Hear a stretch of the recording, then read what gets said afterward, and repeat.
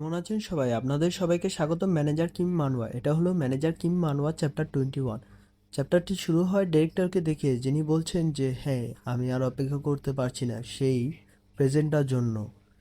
Director সবাইকে বলে যে হে, তাড়াতাড়ি তোমরা চলা শুরু করো, ঠিক আছে? এবং মনে মনে ভাবছে যে দেখা যাক কি হয়। যেই মানুষটাকে আমরা লেজেন্ড ভাবতাম, দেখা যাক সে কত ভালো।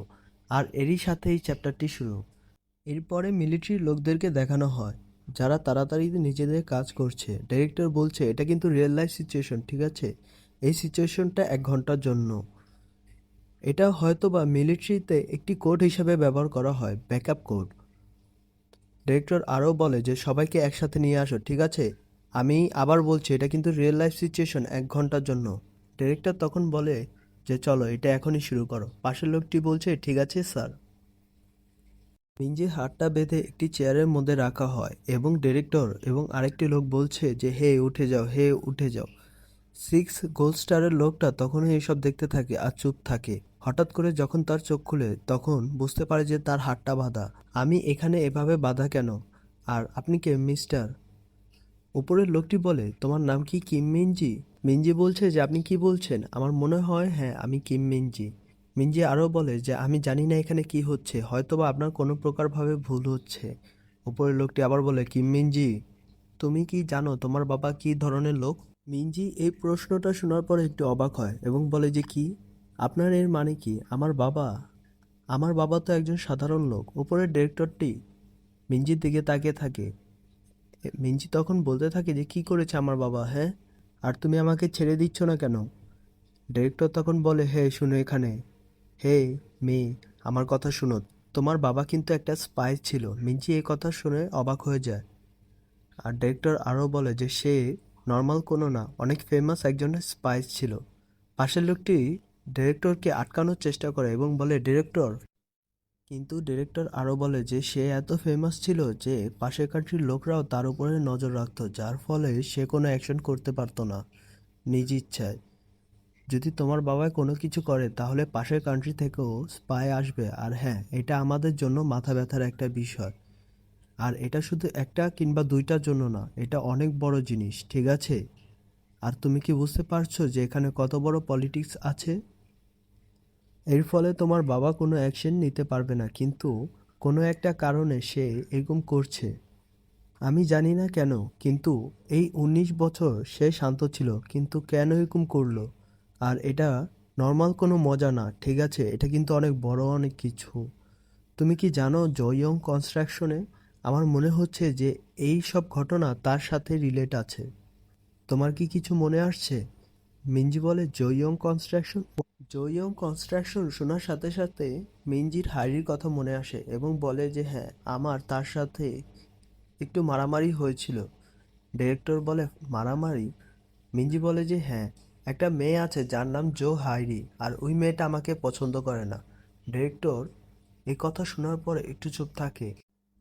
তারপর আবার ম্যানেজার কিমের কথা মনে আসে, যেখানে ম্যানেজার কিম বলে যে তুমি কোনোভাবে সাহস করে আমার মেয়ের চুলে যেন হাত না দাও।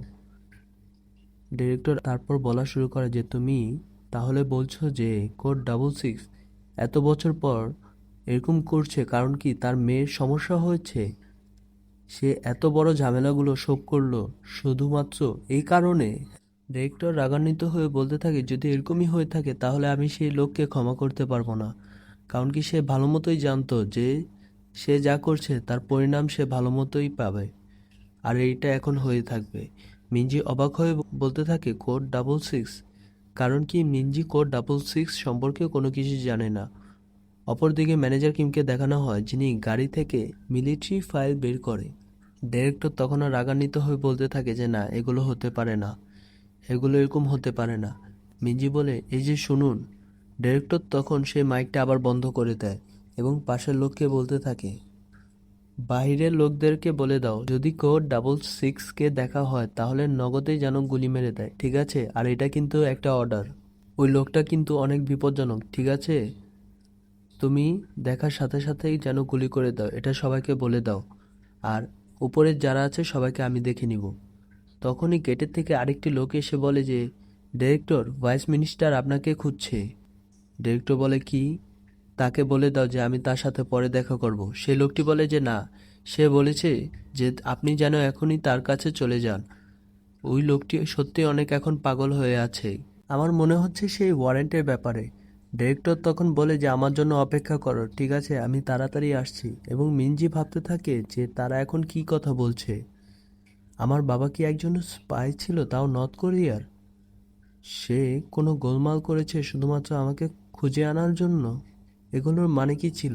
তখনই মিনজি ওই লোকটির পিছনে অন্য একটি লোককে দেখতে পারে এবং মিনজি অবাক হয়ে যায়। এটা বোঝার সাথে সাথে সিক্স গোল্ড স্টারের লোকটি পিছনে তাকায় এবং বলে যে সেখানে কি কোনো কিছু আছে? মিনজি তখন জবাব দেয় যে না, কোনো কিছু নেই। আমার মনে হয়েছিল যে সেখানে কোনো কিছু আছে। সে লোকটি সামনে একবার তাকায়, মিনজির দিকে তাকিয়ে থাকে, তারপর রাগান্বিত হয়ে বলে যে হে শুনো, আমি বুঝতে পারছি না যে তোমার মাথায় এখন কি চলছে, কিন্তু এখানে কেউ নেই যে তোমাকে এরকম জায়গাতেও বাঁচাতে আসবে। তাই তাড়াতাড়ি সামনে তাকাও, ঠিক আছে? মিনজি ভয়ে সামনে তাকিয়ে থাকে। তখন সেই লোকটি বলে উপরের লোককে যে স্যার, আমি একটু বাইরে দেখছি, ঠিক আছে? আপনি তার উপর একটু নজর রাখেন, আমি বাইরে থেকে দেখে আসছি। উপরের লোকটি বলছে যে ঠিক আছে, যাও দেখে আসো। সেই লোকটি যাওয়ার সময় ভাবতে থাকে আমি এই সম্পর্কে শিওর, ও নিশ্চিত কোনো কিছু দেখেছে। তখন আবার পিছনে তাকিয়ে মিনজিকে দেখার চেষ্টা করে এবং দেখছে যে মিনজি হালকা একটু ভয়ে আছে। যখনই লোকটি ভাবে যে না, হয়তো বা আমি কোনো ভুল করেছি, তখনই তার উপরে দেখানো হয় উপরে হানসো পাইপের সাহায্যে ঝুলে আছে। লোকটি যখনই উপরে তাকায়, হানসো নিমিষেই নিচে নেমে আসে এবং একটি কিকের সাহায্যে লোকটিকে বেহুশ করে।